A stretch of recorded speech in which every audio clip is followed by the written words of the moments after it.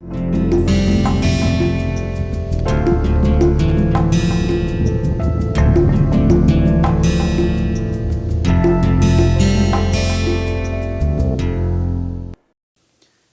everyone, welcome to my course on enhancing soft skills and personality. So this is a course we are giving from IIT Kanpur from NPTEL MOOC. I am Professor of English Ravichandran from the Department of Humanities and Social Sciences. Most of you have already done my previous course, Developing Soft Skills and Personality. I welcome back all those who have done the previous course to this one, and I welcome all the others who are doing this course for the first time. Okay. Now, those who are going to do it for the first time, I am very happy to welcome you also. There is no much of a difference even if you have not done the previous one, and even if you think that you should have done it, I am going to give you the link at the end of it and you can take a quick look at it. And this introductory lecture is actually going to be a kind of preview of the previous course that I did. So I welcome all those who did the course before, and I also welcome the new ones who have taken this enhancing soft skills and personality. This is the first week and this is the first unit and this is the introduction and this is the first lesson. There will be 8 weeks. And you will have about 40 lectures or so. Each one will be for about half an hour. So last time we had about 25 minutes lecture and we had about 48 lectures. Now in this lecture as well as in the next one, I am going to give you some highlights of the previous course, Developing Soft Skills and Personality. Many students took it, about 15,000 students from India and abroad took the course and around 3,000 students gave the exams. The course was run for 8 weeks from 18th July 2016 to 9th September 2016, and each week there was about 6 lectures of 25 minutes and overall it was for 2.5 hours. So this time also each week you will have lecture content for 2.5 hours and total it will be for 20 hours. Last time we had 48 lectures, we will have 40 plus because we will have each lecture about 30 minutes this time. Now what did I do in the previous course, and then why it is relevant that I start with the previous one before starting this one? Because I feel that those who have done it have a slight advantage.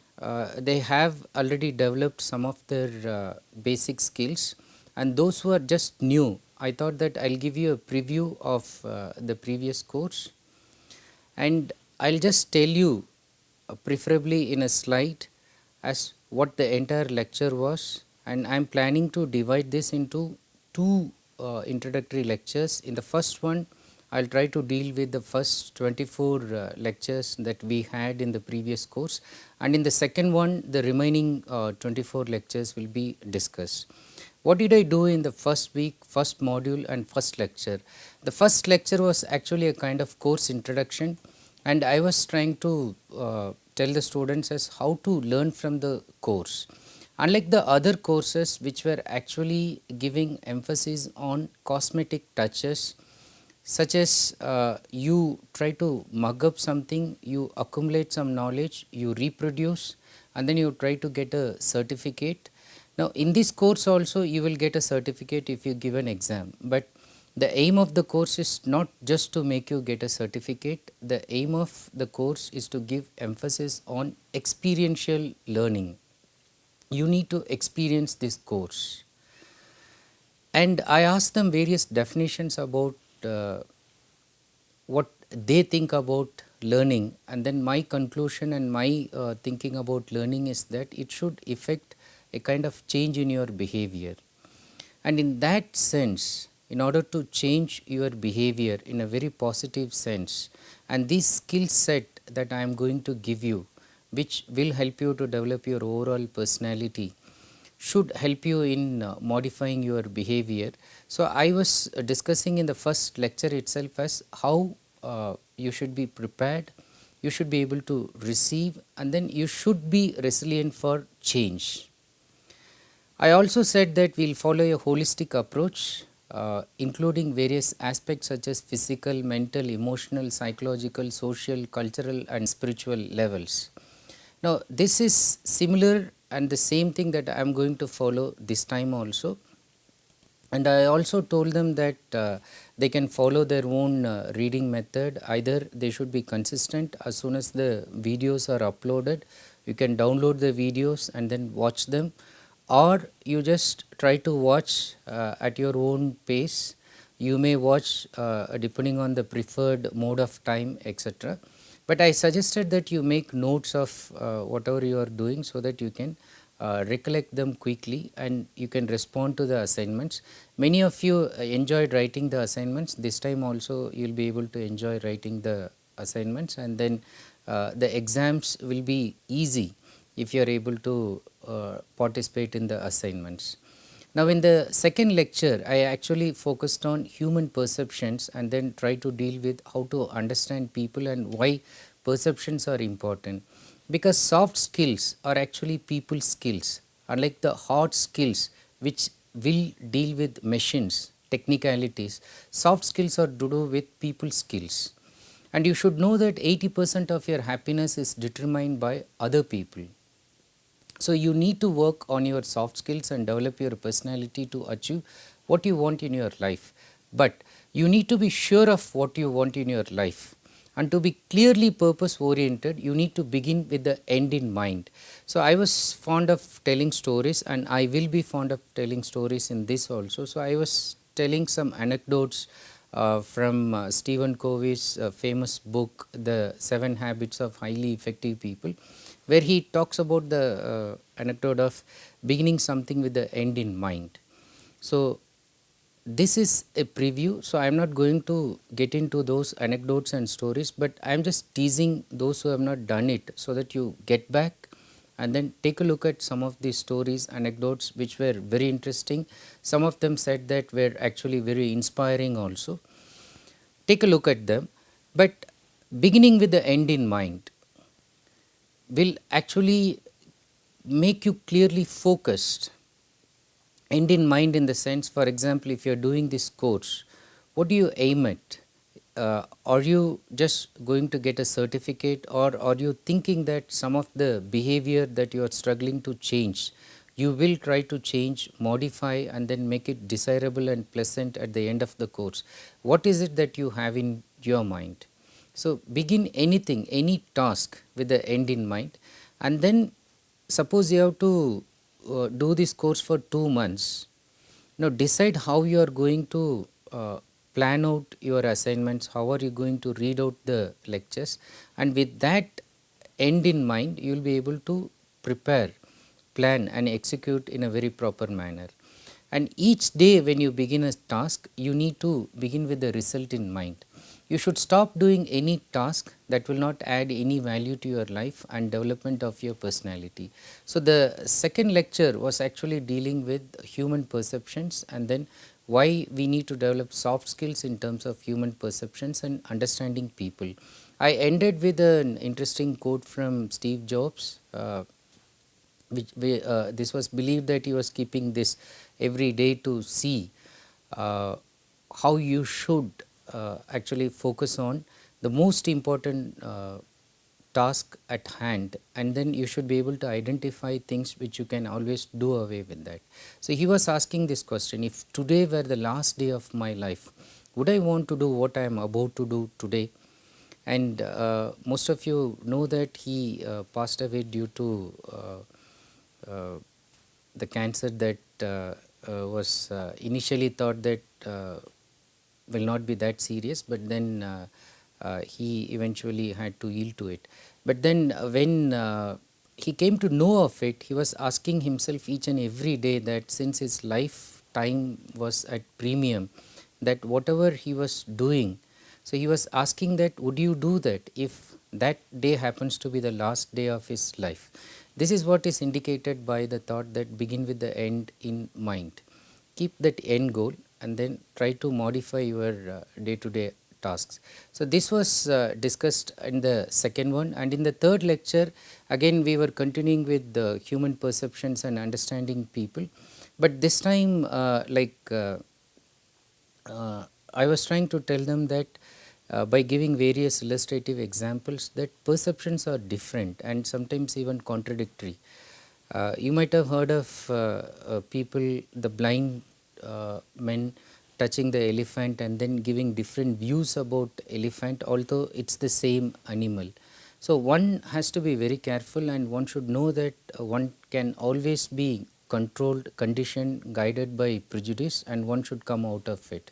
Here I again went to Stephen Covey's famous quote, seek first to understand and then to be understood. In situations where you are likely to get angry with someone or get unreasonably provocative at somebody's behavior, so he suggests that you try to understand, empathize, show empathy.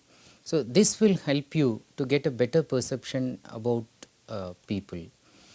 In the next lecture, I just provided with the types of soft skills, and then I talked about self-management skills. The self-management skill set that was discussed were about 9, which include self-awareness, self-confidence, mindset, emotional balance, stress handling, coping with failure, patience, tolerance and trustworthiness, perceptiveness and spiritual intelligence.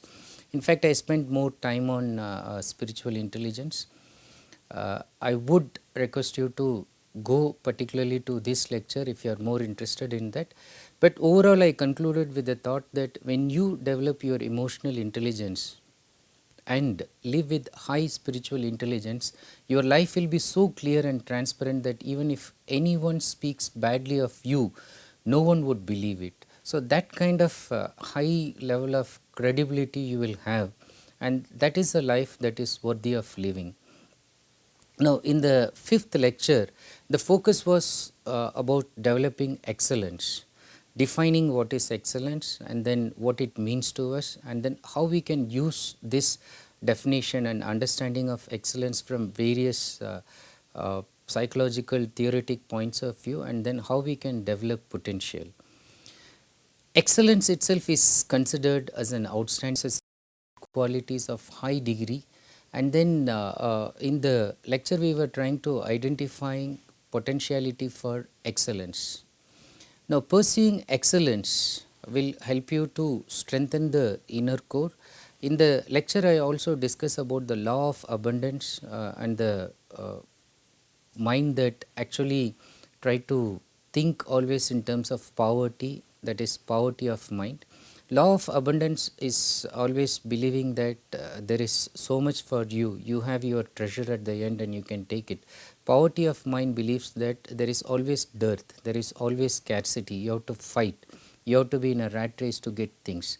So needless to say, the one who believes in this law of abundance is optimistic, the other guy is always pessimistic. So the choice is made out of fear indicates that you are working on a poverty of mind or regret, versus the ones which is made out of courage and the one that ends in fulfillment, it indicates about law of abundance. Now how do we process excellence? How do we actually try to mold ourselves towards doing that? So in that context I said that there are two ways. One is like you can make radical change, so that suddenly happens. For example, when you are given a new job and then you travel and settle abroad, it's a radical change. But then making constant improvement in terms of developing certain skills each and every day, improving your reading habit. Okay, so whatever it can be. So one can be constant improvement, another one is about making radical changes. Now both are important for developing excellence. And then once you are able to do that, you should be able to move from one mission or vision to other enhanced vision and mission. I also talked about Abraham Maslow's famous concept of self-actualization, which indicates the highest level of growth need. So normally we try to grow based on certain needs associated with the basic needs such as food, shelter and accommodation, and then emotional needs, and then there are psychological needs, and then comes the social needs, but finally at the top you have this self actualization need. It simply means actualization of one's potential, uniqueness and seeking self fulfillment. Now, although even according to Maslow, only few people achieve self actualization, it does not matter that one should not aspire for it, because the other way around, the converse, if people are not able to try this, so the unrealized and unself actualized people, they remain very unhappy throughout their lives. So in fact, if you want to be happy, you should try to self actualize your potentialities. I ended with a famous quote from Maslow, which goes like this: if you plan on being anything less than you are capable of being, you will probably be unhappy all the days of your life. So keep that in mind. In the sixth lecture, the focus was particularly on one aspect of excellence, that is need achievement, and which is again related to spiritual intelligence. I refer to David McClelland's concept about why people want to achieve, and then why people are driven. So he focuses on three drives, that is affiliation, power and achievement, and then he calls as N or need affiliation, need for power and need for achievement. Whenever there is a desire to excel, he says that people are actually motivated by this drive, by this need for achievement. In the same lecture, we talked about PQ, that is physical quotient, and then IQ, intelligent quotient, emotional quotient, and then SQ, spiritual quotient. I referred to Diana Johor's spiritual intelligence, and then discussed about her 12 underlining principles which actually give or enhance one's spiritual intelligence, such as self-awareness, spontaneity, being vision and value led, holism, compassion, celebration of diversity, field independence, humility, tendency to ask fundamental questions such as why, okay, why am I here, etc., ability to reframe in case of conflicting situations, positive use of adversity and a sense of occasion. People who develop this spiritual intelligence, people who want to act using self actualization need, they generally act from higher motivations, and this was very interesting because most of us when we do not want to develop ourselves, we actually act at a very lower level of motivation. So living life as a project with sensitivity towards goodness, truth and beauty was the concluding thought in that lecture, lecture number 6. In the seventh one, I started discussing about conflict resolution skills because it's a very major soft skill, and then I focused on how one can arrive at win-win solution. So conflicts are disagreements, struggles, fights, but then they are to be seen as part of life, and one can be resolving this in a destructive manner as well as constructive manner, but most of it depends on what to say and what not to say.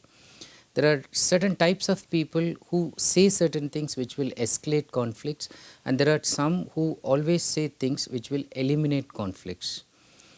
If conflicts are not resolving in a very normal, amicable manner, there are three levels in which one tries to achieve a win-win solution. First by negotiation, then by mediation, or by arbitration. Arbitration, a third party interferes. Overall, I was trying to tell them that you should end any conflict in a win-win situation with a win-win attitude, and peace and harmony comes by solving the conflicts, not from running away from it. So I concluded with the thought that peace comes not from the absence of conflicts, but from the ability to cope up with it.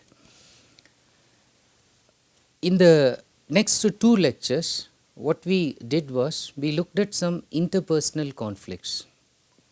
And then I try to help them as how to resolve conflicts by looking at both sides and giving contingency to the third side that always is missed by both sides.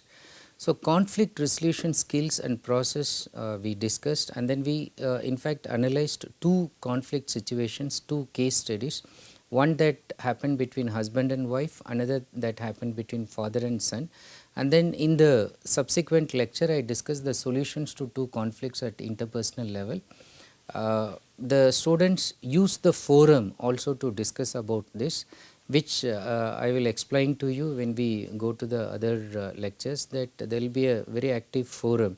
You can discuss sometimes like situations like this. I will throw out something and then you can think about it and then discuss with the other friends in the forum. In lecture 10, I was just trying to give suggestions as how one can become a conflict resolution expert.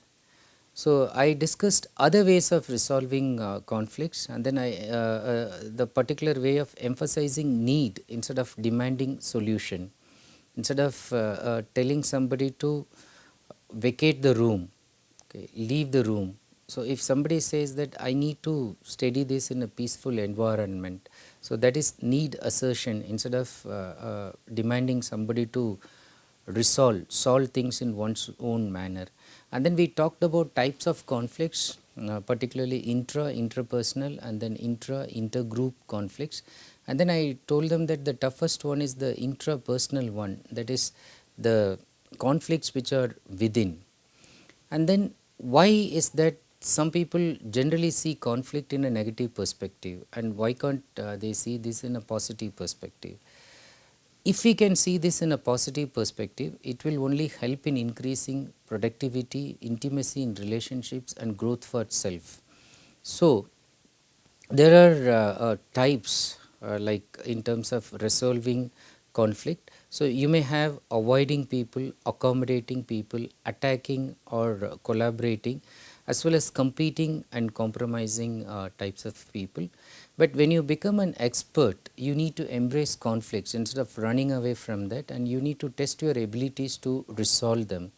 Conflicts, you should understand that they are hidden opportunities to strengthen your personality and develop harmonious relationships, two aspects which are important for your personal as well as professional success.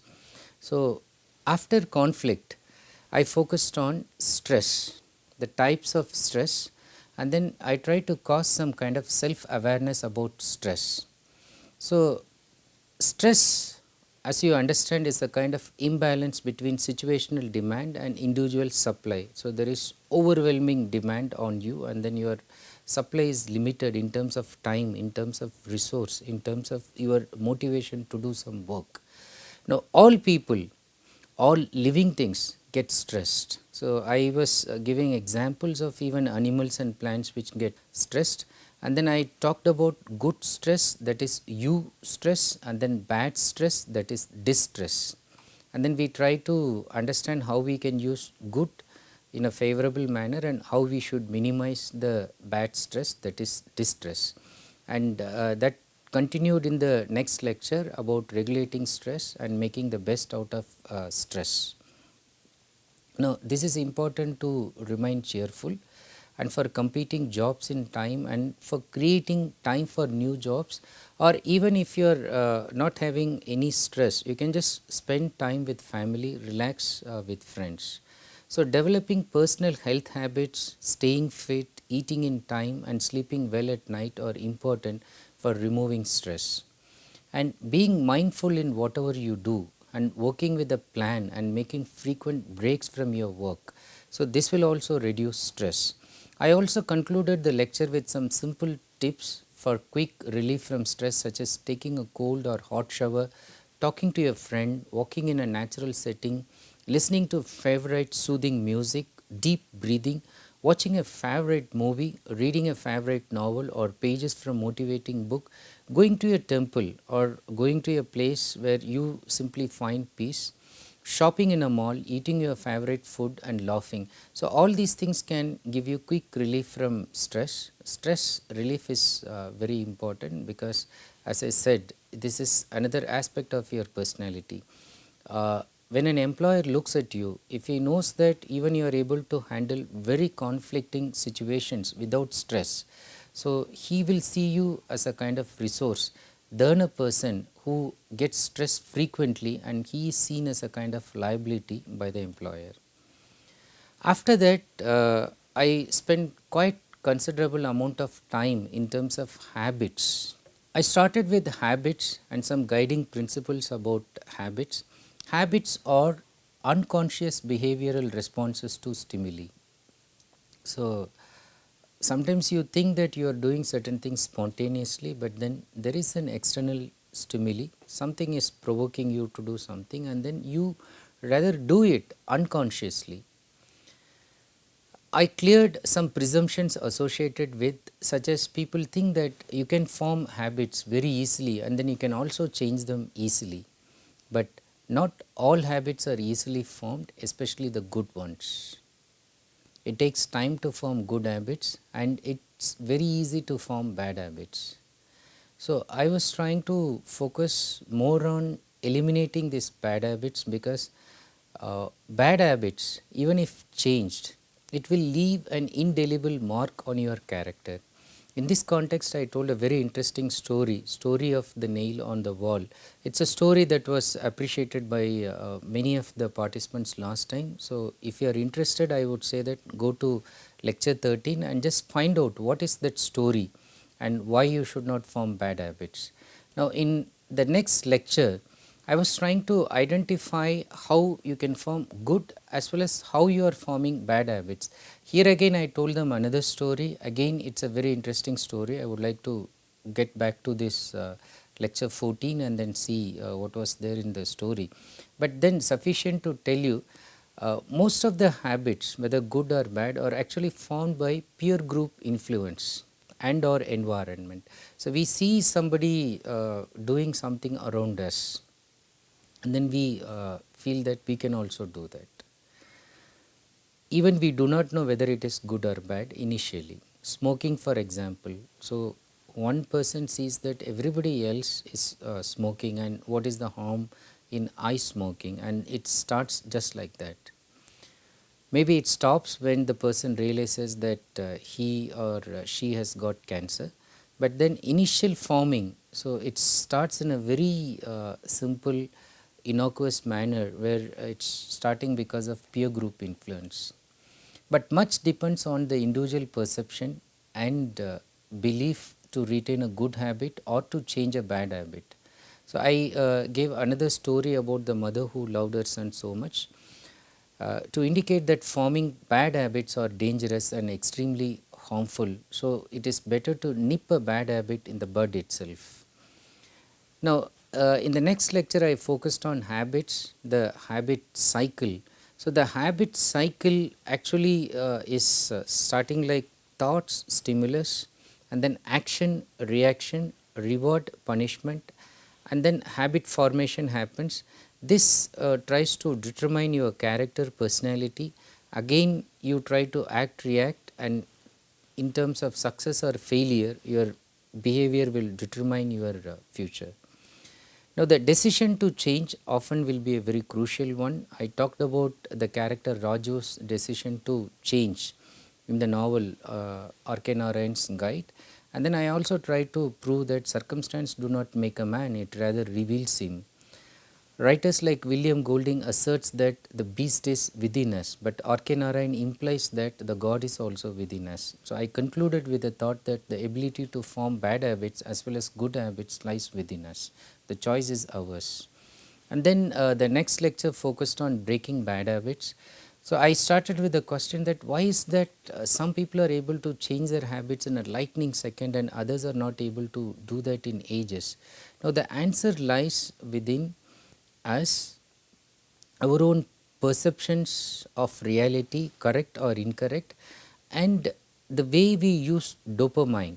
That's a chemical that induces pleasure in a constructive or a destructive manner. In a constructive manner, you can use it to challenge you, so that helps you to get a kind of pleasure, satisfaction. In a destructive manner, you can use that to develop addiction for something, and that kills you. So, dopamine really forms a crucial role in forming addictive habits. Bad habits are usually formed in those circumstances where it is easy to seek pleasure, by which you are also able to avoid painful or disagreeable experiences. I introduced a very interesting concept, the Zeigarnik effect, so which highlights a compulsive need to complete something. The effect is that human nature always wants to finish whatever it started. So, if something is remaining unfinished, incomplete, so there is a kind of disassonance, that is a kind of discomfort that we feel. So, we always want to go back to the thing and then we always want to finish it. So, do not leave anything incomplete. In a good as well as in a bad sense, it can affect you. Now, in the next lecture, that is lecture 17, so I was trying to say how we can use this for productivity. So, for example, if you start a bad habit and then you leave in between, again you will go back to that and then you will continue.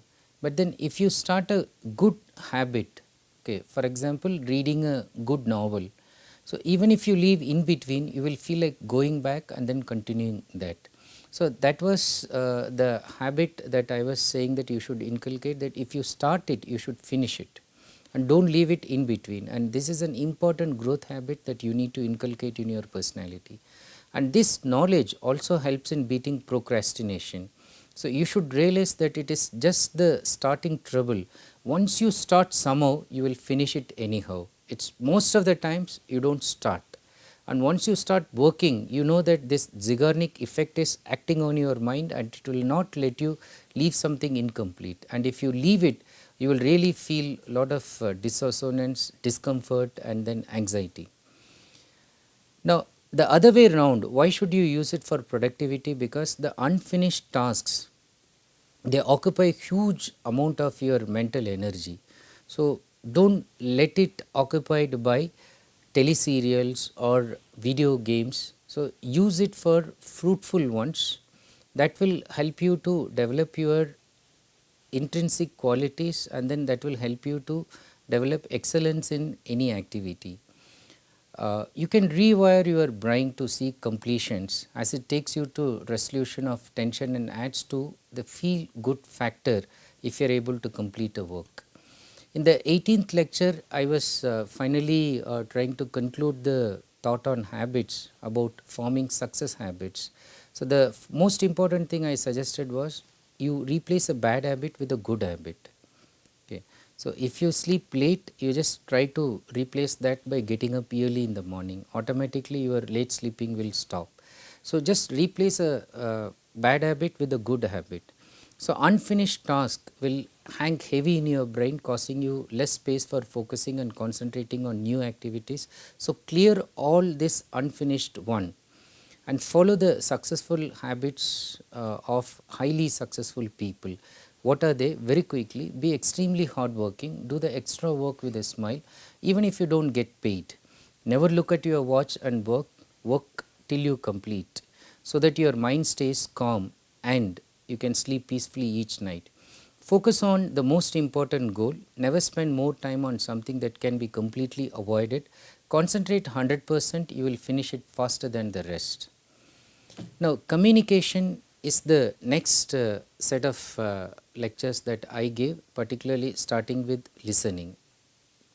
The lecture number 19 focused on the significance of listening. I looked at listening as a very active, integral part of communication. I started by clearing certain misconceptions about listening. Things like people think that to be a good speaker, you don't have to be a listener, but it's not so. And then people think that speaking consumes energy, not listening. And then people do not have a clear distinction between hearing and listening. So, hearing is physical, while listening is mental activity that involves reception, selection, organization, assimilation, interpretation, evaluation and response. So, the first step to become a good listener is to keep one's mind open and free from any prejudice. In the next lecture, I followed this listening discussion, and then I particularly focused on active listening. All good communication is about good listening, and good listening is actually active listening, which is demanding energy and which is very purposeful, powerful and productive. Active listening is whole body listening. It's not just ear listening, it's eyes watching, heart even feeling compassionate and all that. I ended with some very interesting tips for becoming an active listener, just as being courteous and considerate to the speaker, not interrupting, minimizing self-talk and even using silence. In the next lecture, I focused on the barriers to active listening. So, the barriers can be physical, such as the external noise or even inside chats, but then the people related barriers are the most problematic one. That could be physiological or psychological. Physiological is the one like dealing with your health. So, for example, if you have a severe headache, you do not feel like listening to that lecture, or if it is extremely cold weather, you do not want to talk to someone in that weather, and so on. So, psychological barriers are more problematic, and then combined with that I discussed about other barriers such as partial listening, disinterestedness, and then showing hatred for the speaker or showing love for the speaker. Both cases it will act as a barrier. So, it will lead to positive bias or influence. One's deep rooted beliefs will also work against one's receptivity in terms of listening. I concluded with the thought that speak in such a way that others love to listen to you, listen in such a way that others love to speak to you. Now, the next set of lectures focused on telephone communication, and because that is also related to listening, and particularly basic telephone skills, and then slightly advanced ones, and then in general overall telephone skills were the ones by which I concluded the 4th week. I started with discussing about various aspects of telephone communication, because phone calls are even communication and you can make or mar it. This is different from oral face-to-face communication, where we can see the non-verbal behavior and then modify, but in phone we are not able to see it. So, we have to be very careful. And to have some basic skills, I suggested that especially when you get some important calls, keep a pen and paper. So, do not miss important point. Numbers, for example, you need to note it, you may not remember. Even you think that the other person may not be able to see you, but you smile, and then when you smile your voice will be different when you do it. And then be patient, do not rush, make the other person speak, do not interrupt. Never lose your temper, do not eat or chew or munch while talking. It will be a very annoying behavior for the other person to hear. Stop reading or typing when you are talking, give your full attention, and then verbal encouragements such as I see, tell me more, go on can be added, so that the other person feels that you are an active listener. And in the next lecture, I focused on advanced telephone skills. So, where again I try to emphasize that effectiveness needs clarity in communication and active listening. In order to do that, one needs to enunciate clearly. Words like frogs or frogs, laptop or laptops. So, lot of illustrative examples I gave, and then I talked to them about the steps involved in holding simultaneous calls. Before a call comes, to be a very advanced professional, I said organize yourself, be prepared, organize the desk and know your equipment, how you can use the actual phone. And then I also talked to them about making the phone call properly with the proper beginning, middle and also ending a call. Noting the important information by using a format, I suggested a format. So, if you want to again take a look, you should go to the lecture. Facing challenges like delivering bad news. So, how do you do that, especially on phone?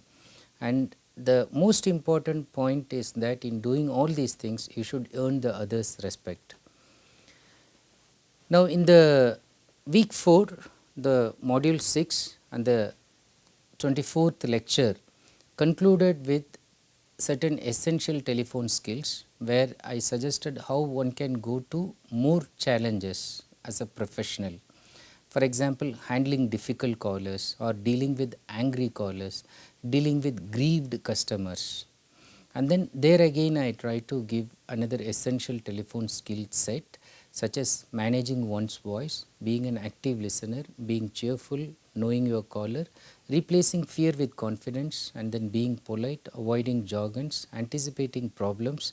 Like the caller may start in a very smooth manner, but then one should be prepared if the scholar is the speaker is going to put you into some trouble.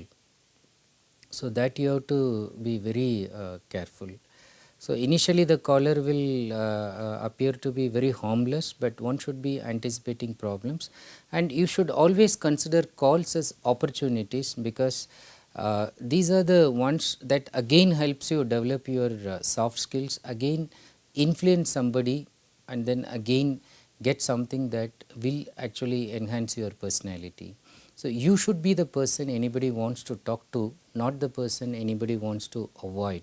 So keeping that in mind, so I just overall gave this module particularly on listening as well as on telephone skills. So I concluded the lecture with essential telephone skills. Now I'll break this lecture and then go to the next one, in which I will discuss the remaining preview, remaining recapitulation of what I did in the previous course. But in the meanwhile, for further reference, this course is already available on YouTube channel link, in the link that I have given here. You can take this and you can click, and then all the lectures are available, or you can go to NPTEL link and then you can just go to the courses. You can download the videos. Especially I am talking to those who have not even had a look at some of these videos. So those who have done it, if you just want to recollect, you can go, otherwise my preview itself is good enough. Now whether you have done it or not, it's not going to affect your doing of this course, okay, but it's just I wanted to tell you what I have done before, I will not be able to do again. Okay, and these are what I have done was in terms of basic skills which you should develop at a preliminary level, and now slightly we are going towards a professional level, in which whatever skills you have developed we need to look at some more, okay, and these are enhanced level, okay, slightly advanced one. So that is why I want you to have a look at this one. So take your own time and then come back to the next lecture, and in the next lecture I am going to cover the remaining topics that I discussed in the previous course, developing soft skills and personality. I thank you for your patience. Thank you so much for watching this for a long time. I assure you that other videos won't take this much time. This is just like half of the course has been told to you in one lecture. In the other lecture I am going to give you the remaining half. With that you get a glimpse of what I did before, and then with that we will start afresh, and that time it will be just half an hour each lecture. Thank you once again. Look forward to meeting you in the next lecture.